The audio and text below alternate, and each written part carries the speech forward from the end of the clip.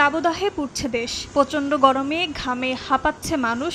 দীর্ঘ প্রতীক্ষার পর সামান্য বৃষ্টি হলেও ঘরে বাইরে প্রশান্তি মিলছে না কোথাও। ভেঙেছে গত ৭৬ বছরের সর্বোচ্চ তাপমাত্রার রেকর্ড।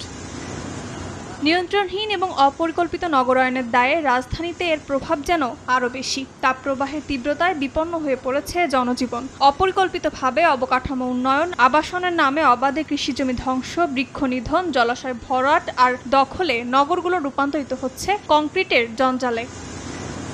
২০২৩ সালে বিআইপির প্রকাশিত গবেষণা প্রতিবেদন অনুযায়ী গত ২৮ বছরে ঢাকার সবুজ এলাকা কমে মাত্র ৭% দাঁড়িয়েছে, আর জলাভূমি নেমে এসেছে মাত্র ২.৯%। ফলাফল, জলবায়ু পরিবর্তনের প্রভাবে গ্রীষ্মে পুড়ছে দাবদাহে আর বর্ষায় নিমজ্জিত হচ্ছে জলবদ্ধতায়।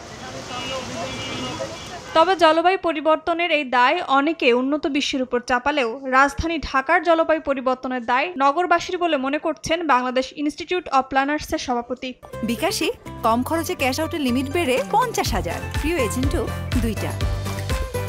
ঢাকার যে নগর পরিকল্পনার ব্যর্থতা, ঢাকা যে নিজে ইটসেলফ, সে যে সিএফসি এমিটার, ঢাকায় যেই মাত্রাতিরিক্ত এসির ব্যবহার, সে নিজেই পলিউশন করছে। আমাদের যে উন্নয়ন দর্শনটা ভুল পথে, এটা আমাদের স্বীকার করতে হবে। ঢাকার পরিবর্তে বিকল্প রাজধানী দরকার কিনা এমন প্রশ্নের জবাবে বিআইপি সভাপতির উত্তর, তিলোত্তমা নয়, চাইলে ঢাকাকে চলনসই করা সম্ভব। তিলোত্তমা নগর করতে পারবে না, কিন্তু আপনাকে তো চলতে হবে, বাঁচতে হবে।